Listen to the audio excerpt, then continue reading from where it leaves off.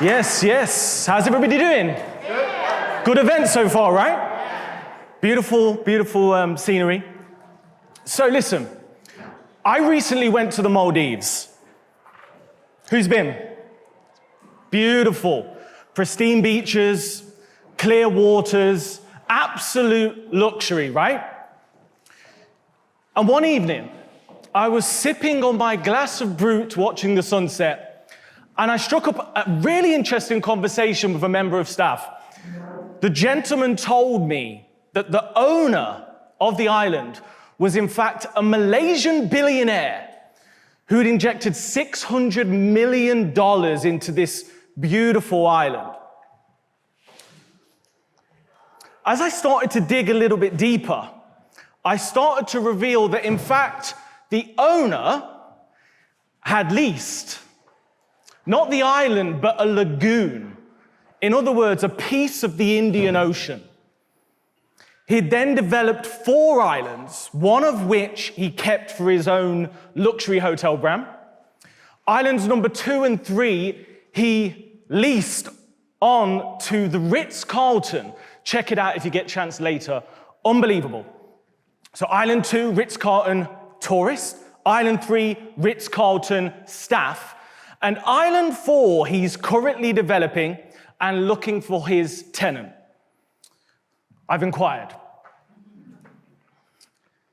I thought to myself, that sounds a lot like rent to rent. That sounds like $1 billion rent to rent, right? And then, I went about my business thinking to myself, okay. Is owning everything then? And then I also thought, I wonder what the guaranteed rent would be on that. I'm Simon, rent-to-rent specialist, mentor, and over the past 6 years, I've specialized in controlling properties I don't own to buy properties that I do, because that's what we all want, right? And I constantly have this battle with myself. Do I control for cash flow? Or should I maybe be turning my attention to buying more? But it wasn't always like this. Just 6 years ago, I had no property experience whatsoever. None whatsoever.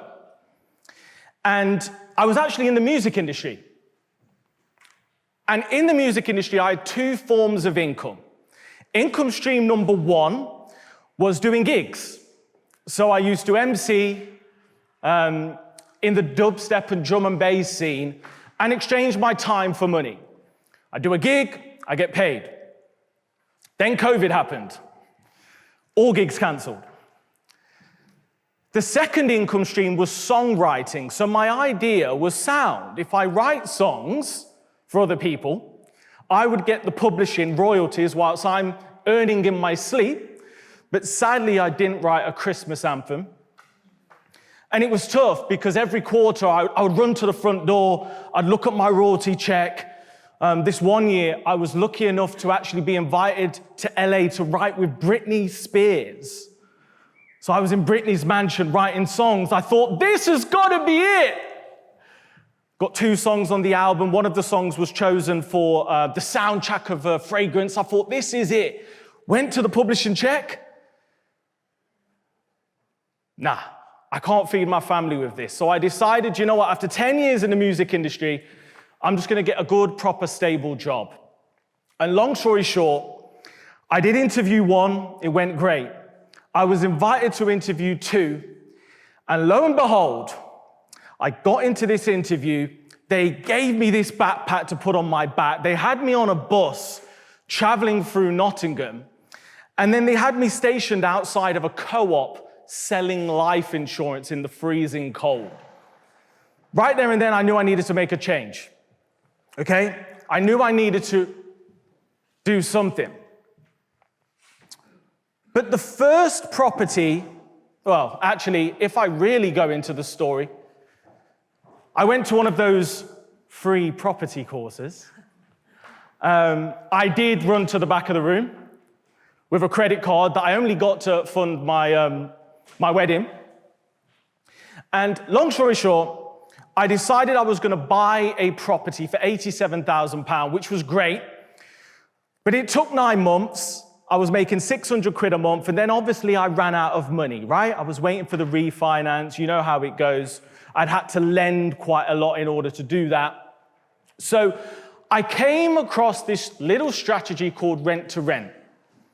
And essentially, that's the island, by the way. I completely transformed my life through rent to rent. I've done over 70 rent to rent deals, SA and HMO. And then I've reinvested that into assets that I own, right? Because that's what we want to do. But I want to ask you a little question, because I battle with this. If you could only pick cash flow, as in monthly income, or capital appreciation, what would it be? All in favor of cash flow, just show me a hand. Don't be shy. All in favor of capital appreciation, stick your hand up. Yeah, it depends, right? And that, to be fair, I've been having a lot of conversations out there, and it feels like cash flow first, capital appreciation next. But here's the thing with capital appreciation, and I battle with this. Okay? The first thing is net wealth, right? Capital appreciation feels good in terms of looking on the balance sheet. Okay, but us as property investors, a lot of the time, we're not looking to sell, right? Who here is going to sell property? We're never going to sell it. So it looks good on the balance sheet, and don't get me wrong, we can leverage off that money, but the capital appreciation is rarely realized. So I'm thinking to myself, am I ever going to see that money? I'm never going to sell. Then there's this third little thing called refinance, right? So every now and then, the value of the property increases. We have excess equity, so we can refinance that and put it into the next deal. But it's a slow game. It's a slow game in terms of cash flow. And even if you get the best BRRRRRR, it takes a while. And there's no guarantees. Now, I think a common misconception with rent to rent is there's no appreciation. Okay? But I thought back to my tycoon, my Malaysian billionaire. And I thought to myself, I wonder if he minds. Because in 20 years' time, if he decides, actually, I'm out, do you think he has appreciated the business? Do you think he can prove we've just done however many $1 billion of income and he could sell that at a premium? Well, rent to rent's the same. Imagine I've got a rent to rent portfolio that does 20 grand a month. Let's just call it 200 grand a year. And there's 3 years left on the contracts. Let's call it 600 grand. Would you pay me 100 grand for it? Would you pay me 200 grand for a 600 grand return? Would you pay me 300 grand to double your money? Just saying.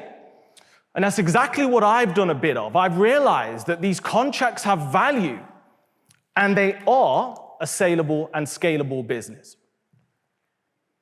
Investment. This gets me every time.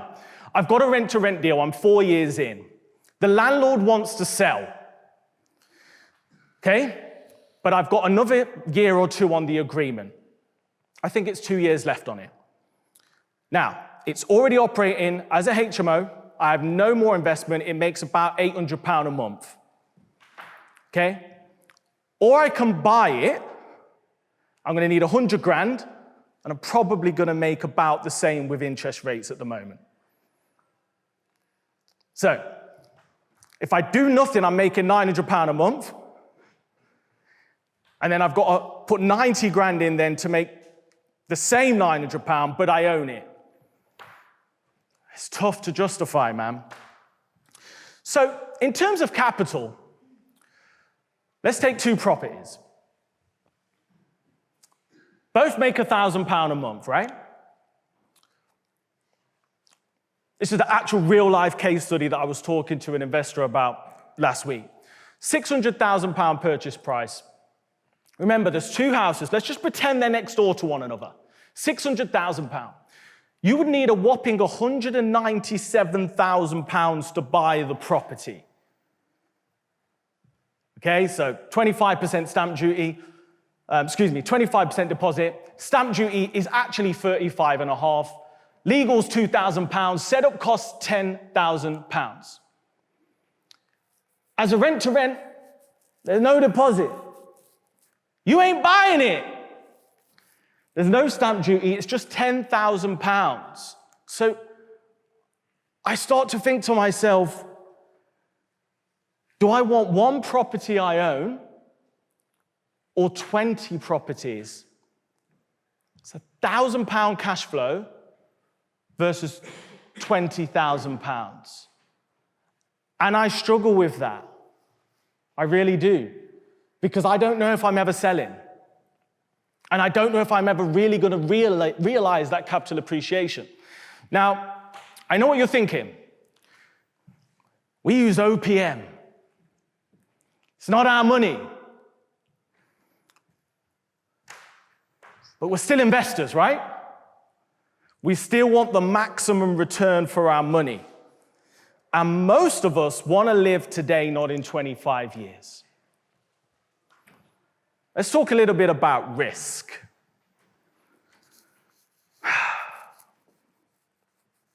By the way, can I say something really controversial?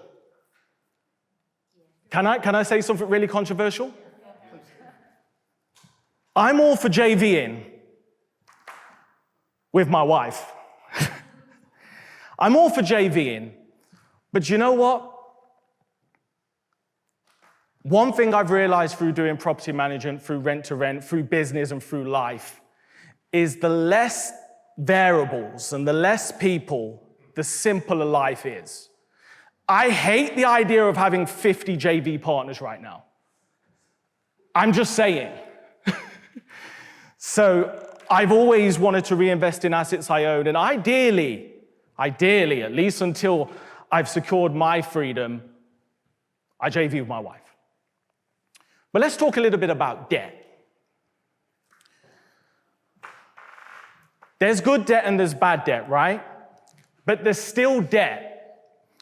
And when I decided to really supercharge my assets, I've took on debt. Don't get me wrong, I got a lot of cash flow from the rent-to-rent business, which helped, but I've took on a lot of debt. And you know what? I don't love it. And I feel like sometimes as investors, I use the phrase over the hill.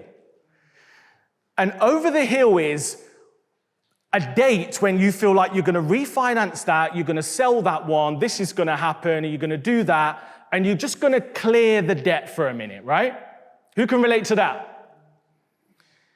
But then the next deal comes. One more. Then the next deal comes. This one's too good to say no to. And before you know it, you've got £1.3 million of investor finance, and that is risky. Okay? I like to sleep good. The banks might call in the loan. The investor might get a little bit tricky, decide he needs the loan back when you're supposed to have it for 3 years, but someone's died. And I've heard about people lose £1 portfolios through just doing the wrong thing. Too many intercompany loans, too much this, too much that. And then something happens in a property and someone gets hurt, and then all the loans get called in. So we do have to understand debt. Not to scare you guys. Exposure. Exposure is a really interesting one for me because I've realized that I want to try and get my loan to value down. We don't want to be sitting at like 75% forever, right? Want to get it down to 50%, 25%, and ideally down. Which, by the way, is a bit of a snag when we talk about refinancing. And last but not least, exit. Have you ever tried to give the bank back a property that you own? midterm, not fun, not easy, not quick. The properties I control, I give 2 months' notice at any time. So I battle with this. And last but not least, speed.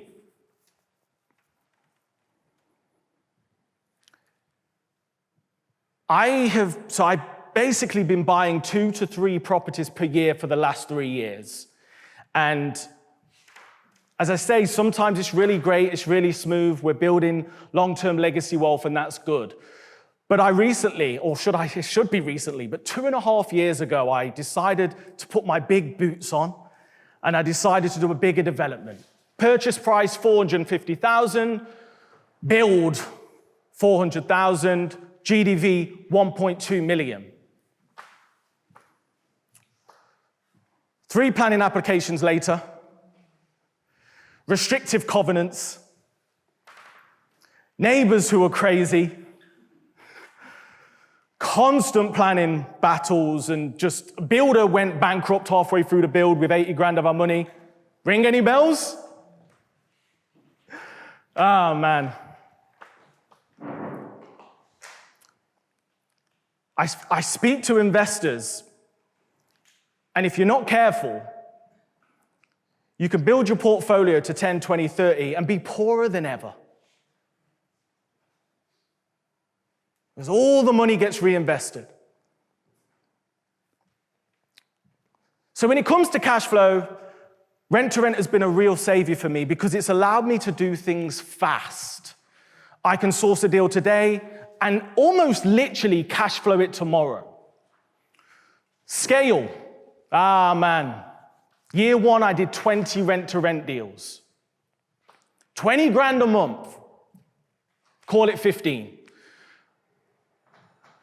It's very hard to do that with developments, right? Very, very, very tough. Not impossible. I heard a gentleman earlier talk about doing 30 in 2 years, but, that's not going to be everyone, right? And last but not least, lifestyle.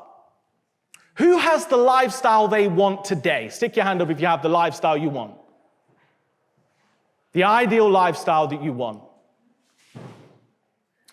Okay. If you have a cash flow goal that you've not yet achieved, okay, stick your hand up. Okay. That pretty much should be everyone, right? So here's the thing. I wrestle with this every single day, and then I landed on a revelation. It's called Rent-to-Rent 2.0, and it's about controlling property, cash flowing it, systemizing it, and then using that vehicle rather than JVs, rather than OPM, to fuel my property portfolio. And we're currently, I'm still I still consider myself new. I'm still humbly here. I know some people have been doing this for decades. But I'm about to purchase properties 9 and 10 from rent-to-rent cash flow. And very small amount of other people's money. And I can live without the stress, without the drama, and the cash flow is there. So the second thing I've realized is the best way to grow wealth is to have a big cash flowing business, right? Whether you're a high paid person, a professional, whether you've got a cash injection that can really help you fuel your scale, but also protect the downsides. And that is what I've landed on. The best of both worlds, right? Rent-to-rent for cash flow, and then reinvest that into assets for the long term that my daughter can enjoy, or blow, whatever, it's okay. But I know one thing for sure, I need to enjoy my life today. And if you could just take one thing from my talk, it would be this. Keep pushing. Keep pushing. Have these big goals. But whatever you do, Position yourself so you can enjoy it today. Come on, man. Think about where you was when you started and what your goal was, and those goals, we got to improve our life today. You owe it to yourself, you owe it to your family, okay? And us as property investors, if we're not going to enjoy it, why the hell are we doing it? Thanks very much.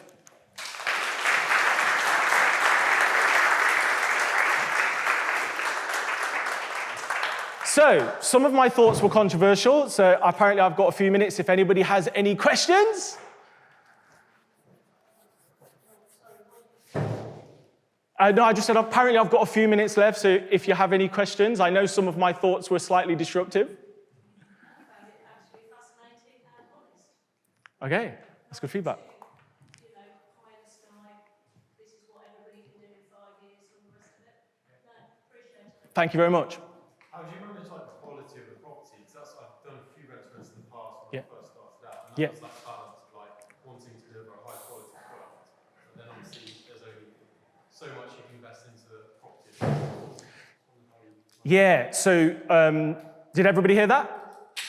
Okay, it was how can you focus on high quality property because you can only invest a certain amount in it. To be honest with you, what I've tried to do is create a professional image and go for high quality properties. I believe there's 3 investors or 3 landlords that are great for rent to rent, and my favorite is the sophisticated landlord.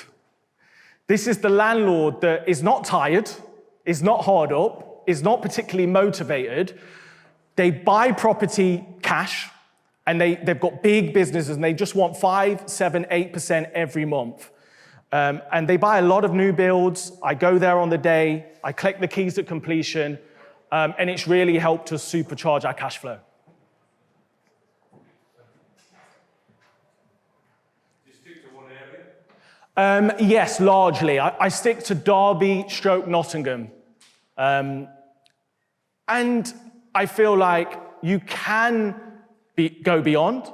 I've got a couple of people I work with that have gone national, but I really like just niching down and being the master in an area.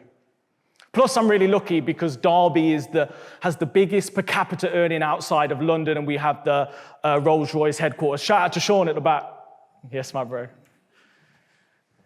Any other questions? Yes. Lady at the back, please. I'm based in Brighton. I used to have rent-to-rents. I don't have any there now. What I found was that the rents have gone up so high, it no longer stacks the service accommodation. They've gone up by at least £500 per unit. Are you finding that in your area? Or? So just for clarity, the rents the landlord wants are making it unviable in your area. Yeah, there's such a demand for rented properties. Sure. So, yeah, it's basically really difficult to get rent-to-rents that stack. There's lots of rent-to-rents, but they don't add up. Sure. I mean, to be fair, I'm finding that with purchases with the interest rates. Yeah. I do believe it's kind of like an equal playing field at the moment. There was a time when the guaranteed rent I was paying was 800 quid, but the mortgage would have been 350. That changes things a little bit. But yeah, I think it's all about finding those right landlords where you have that connection. So a recent landlord we had was extremely motivated, had a great property, but extremely motivated because they needed to move out to Australia very urgently, and they wanted somebody that was going to babysit their property. So it wasn't necessarily driven by the financial. Any other questions? Hey, mate. So my question was very much about the market trends and the landlord expectation, which you have very kindly answered. In terms of your matrices, is there a minimum return which you expect? If you do mind sharing that with us, that would be amazing. Yeah, so the minimum return for a property you don't own. Indeed, Yeah, it's a good question. I usually operate based on breaking even. So for service accommodation, for example, which has been extremely lucrative for me, I want to break even around 50%. So if there's 30 nights in a month, if I've got 15 full, I'm about breaking even, which gives me a decent amount there. HMO-wise, it's usually in between 1 or 2 rooms empty. Right, ladies? Exactly. Any final questions? Okay, at the front. Have you had any rent-to-rents that have gone horribly wrong? Good question. Believe it or not, not really. I mean, one of my most annoying rent-to-rents was, it's a funny story actually. So I got this property, it was through an agent. And at the time, I met the landlord and the agent there, and they said, oh, you know, the last tenants, they had 5 kids. They said they only had 2. They had dogs in here, this, that, and the other. I was like, oh, okay, cool, no worry, we'll sort it out. So we did a refurb on this property, did this cleaning of the carpets. And anyway, week 1, the tenants reported there was fleas in the property.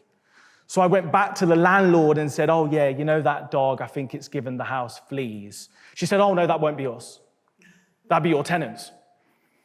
So there's been a few niggles like that, but common mistake with rent-to-rent is there is 3 things that you need to look for. One of them is the property. The second is the landlord. Are they the right type of landlord? And the third thing is, do you like them? And whenever I follow that 3-step process, I always get a good deal. Whenever I compromise on right type of landlord, cool property, don't really like them, that's when things can go wrong. Sir? Yeah. I was going to ask you, I've never really been to rent-to-rent. Everything I've sort of buy them, move on, buy them. What's the sort of money you put into them? You know? Like just spend money. What's the most sort of money you've put? The most so the most I've ever put into a rent-to-rent was 12 grand. House is worth 500 grand. As I was saying, I wrestle with myself. I'm like, hang on a minute, I could buy this house and it's going to cost me 130 grand, or I could just control it for 12 grand. Cheapest one I ever did was a microwave. So he already fully licensed it, fully everything. He didn't have a microwave, and I think a fridge, 250 quid. One more question for you, Simon. Thank you for sharing. Thank you. So my question is, as a rent-to-rent, how much do you normally offer to the landlord? Is it market price or you offer a little bit cheaper? Wherever possible, I offer asking or above. But it's a lot of the time, if a property doesn't work for a HMO, it works as an SA. But what I love to do at the end of a viewing is I say, hey, I want to move forward. What rent are you after? Okay. I say, do you need that? If I offered it you for 5 years, would you need that? And then pretty much whatever that figure is, I try and do it, because that's a win-win, right? Okay, I think I'm done. Thank you so much. I'll see you out there at the bar. Cheers.